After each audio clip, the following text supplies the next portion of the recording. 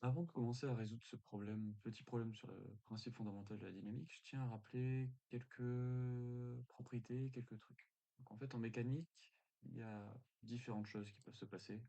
Par exemple, si on a un objet qui bouge, on va utiliser de la dynamique, alors que s'il y a un objet qui ne bouge pas, on va utiliser de la statique. Ce sont des rappels relativement simples, hein, mais c'est toujours bon de s'en souvenir. Quand on a un objet qui bouge, donc on a de la dynamique, on va utiliser le principe fondamental de la dynamique. Ce principe fondamental de la dynamique, ou seconde loi de Newton, hein, j'ai noté 2 Ln parce que j'ai la flemme d'écrire, c'est, alors, ça se dit comme si somme des forces extérieures est égale à la dérivée de la quantité de mouvement par rapport au temps. On va exploiter un petit peu cette, peut-être que vous n'avez pas vu cette formule-là, mais on va la retrouver assez rapidement, assez facilement. Pourquoi? Parce que la quantité de mouvement, c'est la masse fois la vitesse. Donc on a dm fois v sur dt qu'on va pouvoir, on va dire, simplifier en faisant sortir la masse. Pourquoi on fait sortir la masse? Parce que on va supposer que dans notre problème, en général, hein, notre masse va être constante. Attention, elle est constante en fonction du temps. Ok. Si c'est pas constant au fur et à mesure du temps, on ne pourra pas le sortir. Donc là, ici, on voit bien que la dérivée de la vitesse, par définition, je vous rappelle que l'accélération, c'est la dérivée de la vitesse, du vecteur vitesse. Donc ici, on a ma, et de l'autre côté, on a la somme des forces extérieures. Alors, la somme des forces extérieures, c'est quelque chose que moi, quand j'étais élève, j'avais du mal à comprendre. Extérieur par rapport à quoi? Qu'est-ce que ça veut dire ce truc-là? Alors, je tiens à parler un petit peu de ça, il faut que ce soit acquis pour commencer à faire le principe fondamental de la dynamique et l'appliquer comme il faut. On parle de force extérieure, quand si on parle de force extérieure, on doit penser aux forces intérieures, on va dire. Intérieures par rapport à quoi? Alors en fait, le truc, c'est que ce qui va se passer, c'est qu'on va définir un système. Par exemple, heu, comment je pourrais dire? Hem, une gourde, premier truc qui me venait à l'esprit. Si on suppose que la gourde est notre système, vous voyez bien que sur ce système, il y a la gourde elle-même et le bouchon. OK? Et donc cette gourde est soumise à la gra au poids, donc à la gravité, son bouchon également. Heu, qu'est-ce qu'on pourrait dire d'autre? Imaginons que je touche cette gourde et ben, je vais effectuer une force dessus et il y a une force qui fait en sorte que, le bouchon reste appuyé sur la gourde. Ce que j'ai fait en vert ici, c'est la frontière de mon système. Ce que ça veut dire, c'est quoi? C'est qu'on va considérer toutes les forces qui traversent cette frontière. Vous voyez bien que, alors je vais redessiner un petit peu mieux. Imaginons que j'ai une force de prétention qui fait tenir mon bouchon sur ma gourde. OK? C'est-à-dire que j'ai serré mon bouchon avec ma main, la gourde a son poids, le bouchon également. Je vais descendre le vecteur. Je tape dans ma bouteille et la force de prétention entre la gourde et mon bouchon, je la dessine en rouge ici. On va dire que je l'ai fait tourner. Quelle force on va considérer pour notre analyse de mouvement quand je tape ma gourde? On va considérer uniquement les forces bleues, celles qui sortent de mon cercle. Donc ce cercle-là, je l'ai mis bien distinct de ma gourde, hein. Et on peut imaginer que ce cercle vert, je le restreins à mon cercle, ma petite portion orange ici, là. Et vous voyez bien que toutes les forces qui traversent ce système, donc mon système, qui vont de l'extérieur vers mon système, ce sont bien les forces bleues, F ici, P et P. Et ma force rouge, qui est interne au système, on ne va pas la compter dans notre principe fondamental de la dynamique. Pourquoi? Parce qu'en fait, ce sont les forces extérieures qui vont affecter ce qui se passe sur notre système. Donc voilà, c'est bien important de comprendre cette différence entre force extérieure, force intérieure et est-ce qu'on va les prendre en compte?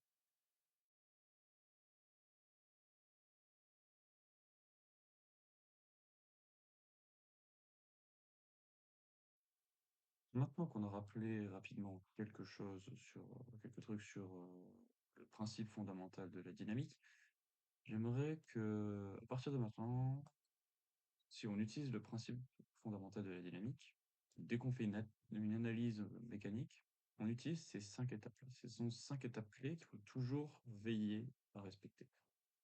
Alors, moi, je les avais appris par cœur. Il fallait retenir un petit peu le chemin de résolution. Pourquoi? Parce que c'est très important. Dans ce schéma de résolution, en premier lieu, on va définir le système. Pourquoi on doit définir le système? Bah, comme vous avez vu juste au-dessus, enfin, dans ce que j'ai dit dans la première partie, le système va dire, si on définit le système comme juste la gourde, sans le bouchon, vous voyez bien qu'on va pas considérer les mêmes forces. Donc on fera une vidéo sur ça un peu plus avancée. Juste on va voir différents cas et bien voir quand est-ce qu'on considère les forces et quand est-ce qu'on ne les considère pas. Ensuite, faut toujours vérifier si on est si on fait un mouvement par rapport à quelque chose, donc ce qu'on appelle un référentiel. On va checker si on a un repère, on va faire attention aux conditions initiales, et seulement après, on pourra appliquer notre théorème. Enfin, quand je dis théorème, c'est le principe fondamental de la dynamique ou tout ce que vous voulez. Donc ici, je vous laisse prendre connaissance de l'énoncé un petit peu et on revient, euh, on revient juste après. Alors, donc du coup, euh, les questions sont globalement pas très très compliquées, hein. Mais alors, on nous dit qu'il y a deux blocs, hein, et vous voyez, on comprend bien le principe ici, on comprend bien le phénomène. Donc, on a un bloc ici d'une masse de m, on a un bloc ici d'une masse m. Dans un premier temps, on va nous demander A1. A1, supposer que c'est l'accélération qui est liée au bloc P1. Donc voilà, faites attention à ça, on a tous les indices qui sont là pour nous le dire. Donc, euh, ici, admettons que... Alors, comme on veut déterminer A1, on va s'occuper du système numéro 1. Le système 1, c'est donc le bloc B1 d'une masse de m. Ça, c'est la première chose à faire attention. Pourquoi c'est important de dire ça, voilà. Parce que après, notre principe fondamental de la dynamique, on va l'utiliser. Ensuite, le référentiel. Alors, est-ce qu'il y a un référentiel? Bon, bah, on peut dire que c'est notre boîte bleue, là, la boîte bleue, boîte sur laquelle on est. Ensuite, le repère, je vais le dessiner, je vais le repasser parce qu'il y a beaucoup de choses ici. Et bien que voilà, le repère, il est ici, il est déjà donné. On n'a pas besoin de le dessiner. S'il n'est pas donné, il faut toujours en dessiner un, hein, parce que sinon c'est impossible à faire. Les conditions initiales, il me semble qu'on n'avait pas grand-chose. On ne nous dit rien dans l'énoncé, donc on va supposer euh, que les blocs sont arrêtés à l'origine, hein. Mais dans tous les cas, étant donné qu'on va chercher uniquement A1 et A2, on n'aura pas forcément besoin des conditions initiales ici. Les conditions initiales, on n'en met aucune pour l'instant. On viendra les rechercher si on en a besoin. Et ensuite, on va appliquer le théorème. Quel théorème on va appliquer ici? On va utiliser le principe fondamental de la dynamique, PFD. Ce principe fondamental de la dynamique, on rappelle, il nous dit que la masse fois l'accélération à 1 de notre bloc 1, donc c'est M1 à 1 est égal à somme des forces extérieures sur le système. Ok. Euh, alors ici on est en 2D, on a un axe X, un axe Y. Donc, c'est-à-dire que l'accélération ici à 1 peut s'exprimer selon A1 est égal à A1x EX plus A1y EY. C'est-à-dire que c'est un vecteur qui a deux coordonnées. M1, c'est égal à 2M. On n'oublie pas hein, ça, ici. On a 2M A1x EX plus A1y EY est égal à la somme des forces. Qu'est-ce qui s'applique ici sur notre système? R, P1, T1. Effectivement, si on trace une frontière juste autour de notre système, donc notre système c'est le bloc B1 uniquement, c'est pas B1 plus corde, attention. Si ça avait été B1 plus chord, on n'aurait pas considéré T1, par exemple. Donc ici, on a trois forces. Donc ça, c'est égal à R plus P plus T1.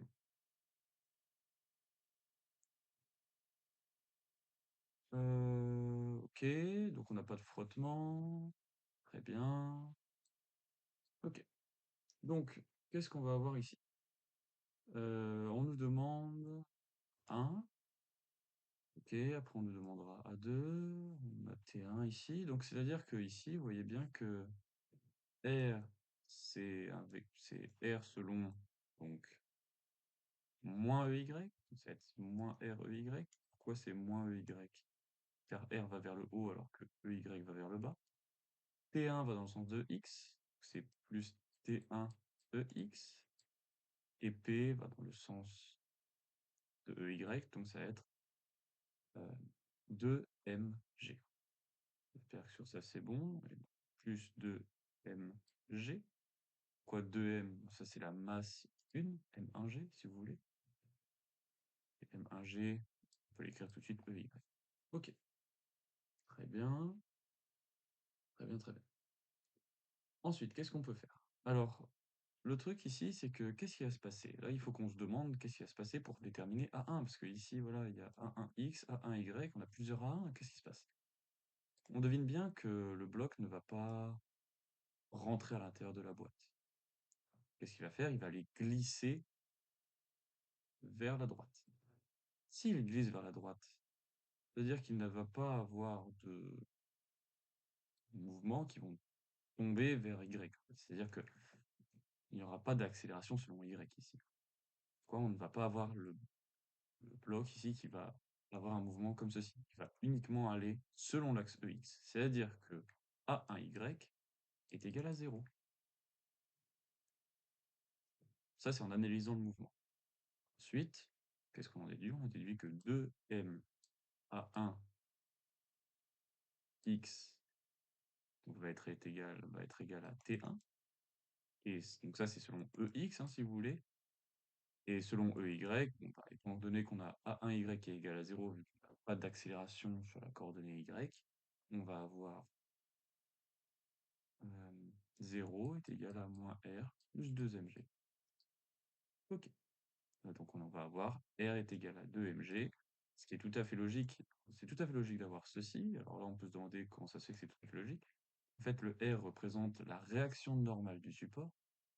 Et si on n'a pas de mouvement qui va faire comme ceci, c'est-à-dire que là, les deux forces P1 et R qui sont opposées vont s'annuler. Ce qui colle bien à avoir un mouvement comme ceci. Un mouvement tout droit car les deux forces s'annulent. Ok. Donc là, on en déduit que A1, X qui est égal à A1, est égal à T1 sur 2M.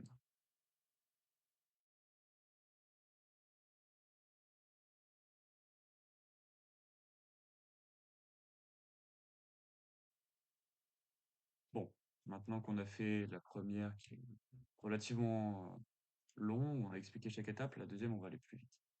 Deuxième, on a un système qui est notre bloc B2 de masse M. Le référentiel est toujours le même, il est ici en rouge. Le repère, pardon, le repère il est ici en rouge, le référentiel c'est toujours le même également, hein, c'est toujours notre boîte. Ensuite, les conditions initiales, on s'en fout pour l'instant, on ne les a pas données dans l'énoncé. Et le théorème qu'on va utiliser, c'est le principe fondamental de la dynamique appliqué à notre masse M ici. C'est-à-dire qu'on va avoir, en quelque sorte, somme des forces extérieures qui s'appliquent sur M, ou sur B2, hein, si vous voulez, est égale à M A2. Ok. Ici, qu'est-ce qui s'applique sur... Quelles sont les forces qui s'appliquent sur notre bloc B2, T2 et P2? T2 qui est vers moins Y et P2 pardon, qui est vers EY. C'est-à-dire qu'on va avoir la chose suivante. On va avoir, on va noter tout bêtement, hein, P plus T2 est égal à MA2. Et P est égal à M, G, EY. T2, lui, va être égal à moins T2, EY. Égal à M, donc A2, EX, plus A2, Y, EY. Alors, je prends toujours l'habitude de faire ceci, c'est-à-dire de séparer mon vecteur A2 en deux coordonnées, une selon X et une selon Y, car je suis dans un mouvement qui est potentiellement 2D. Je dis potentiellement car ici on m'a mis un référentiel 2D, hein, en 2D. Sauf que là, on va voir que, voilà, vous voyez bien que de ce côté ici, on a 0 selon X. Donc, de cette équation vectorielle, on va déduire deux équations scalaires. Donc, une selon EX, c'est tout simplement que M A2X est égal à 0. Et selon Y, bon, celle qui va nous intéresser, c'est que M A2Y est égal à MG moins T2. La première ici nous implique forcément que c'est A2 de X qui est égal à 0. Pourquoi? Parce que M est forcément différent de 0, hein, et le produit des deux, ça donne 0, donc forcément c'est ceci. Et là, donc, on a en quelque sorte MA2, on va simplifier la notation, est égal à MG moins T2. Et on veut isoler A2. A2 est donc égal à G moins T2 sur M.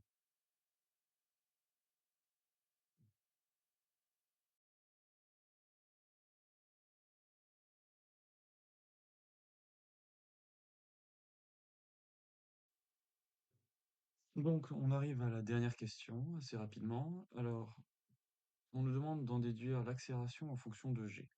Alors, l'accélération en fonction de G. Et on nous demande aussi de poser des hypothèses convenables. Alors, il y a deux choses à dire. Tout d'abord, si on nous demande une accélération en fonction de G, on va supposer que A1 est égal à A2. Est-ce que ça, c'est quelque chose qui est viable, on va dire, comme hypothèse? Alors, elle est viable si on suppose que T1 est égal à T2. On va expliquer rapidement pourquoi. Imaginons qu'on a cette situation ici, et deux blocs, comme ceci. Ils sont comme ça. Si on a un fil qui est indéformable et qui, on va dire, inextensible en quelque sorte, on va forcément avoir A1 est égal à A2. Parce que le fil va garder la même longueur, ok? Et que vous imaginez bien que si ce fil se déforme ici, mettons parce que sa matière elle est pas très très solide, eh ben l'accélération de ce bloc-ci, ça va être l'accélération liée à la descente, enfin ça va être la même accélération que ce bloc supérieur ici, plus l'accélération de la liée à la déformation du fil. Donc si on le suppose inextensible, on a les accélérations qui sont égales. Et on va supposer que le fil est un fil idéal, parce qu'un fil idéal, il transmet la même tension en tout point, parce qu'il ne s'allonge pas et que on va supposer sa masse négligeable. Donc, ceci étant dit, on a forcément euh, donc A1 est égal à T1 sur 2M, A2 égale G moins T2 sur M. Ok.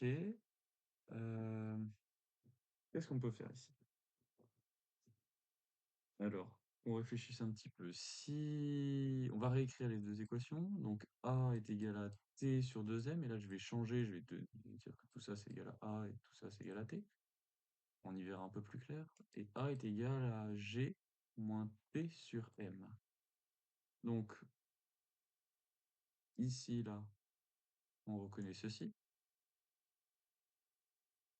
C'est-à-dire que la première équation nous dit que 2A est égal à T sur M.